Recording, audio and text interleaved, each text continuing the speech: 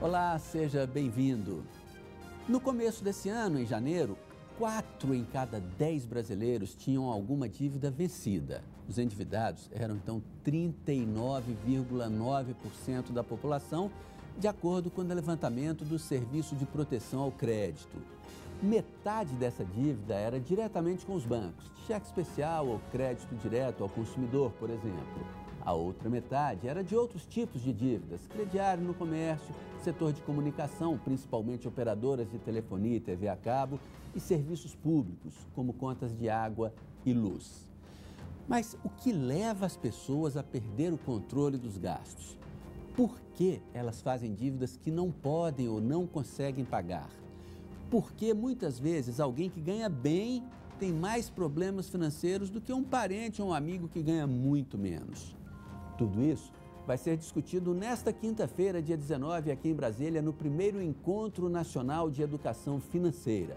Sobre o encontro e os problemas do descontrole nas contas, a gente conversa agora, aqui no Band Entrevista, com o educador financeiro Jonatas Bueno. Jonatas, obrigado por atender o nosso convite. Seja bem-vindo aqui ao estúdio da Band. Eu que agradeço o convite.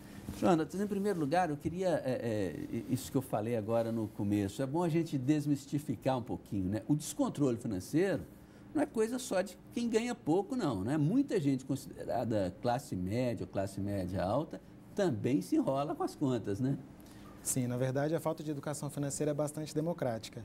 O brasileiro não teve o hábito de se educar financeiramente na escola, em casa, até porque os pais, né, as gerações anteriores, não tiveram essa oportunidade de aprender a lidar com o dinheiro de uma forma sustentável. E a gente tem visto, tanto no atendimento individual, de pessoas endividadas, quanto palestras e eventos, que é como se fosse uma epidemia, né, de endividamento, de falta de educação financeira. Pois é, porque muitas vezes a gente vê, nós mesmos aqui na Band e em outros veículos de comunicação, a gente dá informação, a parcela da população que está endividada é X%, aumentou nos últimos 2 anos ou diminuiu e tudo. E por trás desses números, isso nem significa só a crise econômico-financeira do país, né? Significa crise interna dentro da casa do cidadão, Sim. né? O que acontece é assim, pessoas prosperam em situações de crise, em situações que não existem crise. Sempre tem alguém prosperando. Só que a porcentagem de pessoas que não conseguem prosperar numa situação de crise é muito maior, né? A crise expõe setores que estavam, de certa forma, ter algum tipo de bolha, né? Alguns setores que eram talvez supérfluos da Tinha parte problema da economia. mascarado, vamos dizer assim?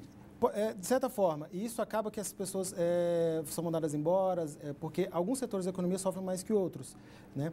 Então, o indivíduo nessa situação, ele tem um papel muito importante, porque se ele não está educado financeiramente, se ele não sabe lidar com o dinheiro, e principalmente se ele não está preparado para o momento de crise, é o que mais vai sofrer. Porque um indivíduo que ele tem uma reserva financeira, ele está planejando os seus sonhos, está poupando aos poucos para realizar, ele vai ficar muito menos exposto quando acontece período de crise. É possível fazer uma avaliação da população brasileira? Qual o percentual da população brasileira que está preparada para isso ou isso seria chutometria? Bem, na verdade a gente tem um percentual que seriam dos aposentados de maneira sustentável, que chega a ser 1% da população que não depende de recursos nem do governo, nem outras fontes, né? Porque a gente tem assim, todo o resto da população, tirando esse 1%, a gente tem uma parcela que depende do governo, de auxílio, né? A gente tem também os aposentados pelo INSS, a gente tem pessoas que dependem de parentes, de amigos, de serviço de caridade. Então, a porcentagem das pessoas que, digamos que, conseguiram fazer essa jornada e lá na frente ter um resultado bem sucedido, chega a 1% da população apenas. Quer dizer, é muita gente com problema financeiro. Muita gente. Então. Agora, na sua avaliação, por que é tão grande o número de pessoas endividadas no Brasil? Porque a gente viu essa pesquisa em janeiro, era 40%, né? Sim. Hoje nós estamos com 63 milhões de endividados, aproximadamente. É até importante fazer uma distinção. Na verdade, são 63 milhões de inadimplentes. Porque você tem um endividado e um inadimplente, né? Tá, o endividado que está pagando normalmente, está conseguindo tudo bem, pagar a gente não suas considera dívidas. Problema, né? É problema, aí que está, respondendo a sua pergunta. Porque no Brasil tem uma certa tolerância ao endividamento. Tudo bem se a pessoa tem um financiamento imobiliário, tudo bem se ela tem um financiamento de automóvel, alguns consignados também, ninguém ninguém enche o saco um do outro, né?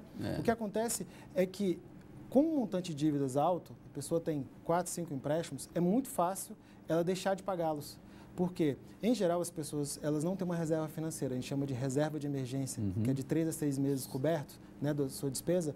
E quando acontece qualquer tipo de evento extraordinário, né, seja um imprevisto, a pessoa perde o emprego, ou tem uma redução no salário, acontece uma situação de doença na família, ou uma separação, a pessoa não está preparada para aquele tipo de situação. E aí ela passa a não conseguir honrar seus compromissos e vira inadimplente.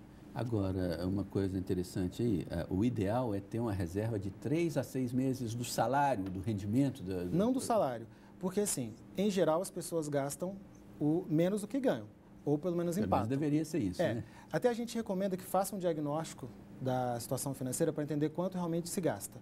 Então, entendendo quanto se gasta por mês, a família, né, não só o indivíduo, esse gasto ele tem que ser projetado por 3 meses ou 6 meses, se a pessoa é assalariada, né? E no caso de empreendedores, até 12 meses. Porque é um período que ele equivale, seria mais ou menos como o seguro-desemprego. Se acontece alguma coisa que interfere na dinâmica financeira da família, a pessoa está coberta. Ela tem tempo de abaixar a poeira, pensar o que ela vai fazer e se recolocar no mercado, ou mesmo se for uma questão de saúde, uma perda salarial, ela consegue ter alternativas e não recorrer ao sistema bancário, ao sistema financeiro para fazer um empréstimo. Caiu no juro, está lascado. É que as pessoas se habituam a pagar juros como se fosse algo bom, algo comum. E não deveria ser. O ideal é que as pessoas pudessem, com o seu próprio salário, economizar aos poucos e obter os bens. Mas o crédito, ele cria essa ilusão de que eu posso agora, desde que eu pague depois. O problema é que a conta vem, né?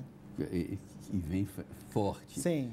Quais os erros mais comuns, Jonathan, que levam as pessoas ao endividamento ou até à inadimplência? Sim, a gente tem o mau uso do crédito, um dos principais, né? As pessoas usam mais do que o salário que elas ganham por meio do cartão de crédito, cheque especial. Alguns compromissos são feitos. Hoje em dia está em desuso, né? O velho carnê, o cheque também. Sim. Mas, assim, o crédito existe de várias formas. Então, toda vez que a pessoa contrai um crédito, ela está comprando com dinheiro que ela não tem. Porque até pode-se usar o cartão de crédito para acumular milhas, pontos, né? Mas isso é para uma pessoa que está muito bem disciplinada financeiramente. E aí ela consegue comprar e pagar à vista. Mas esse parcelamento, ele está na alma do brasileiro. Parcelar tudo.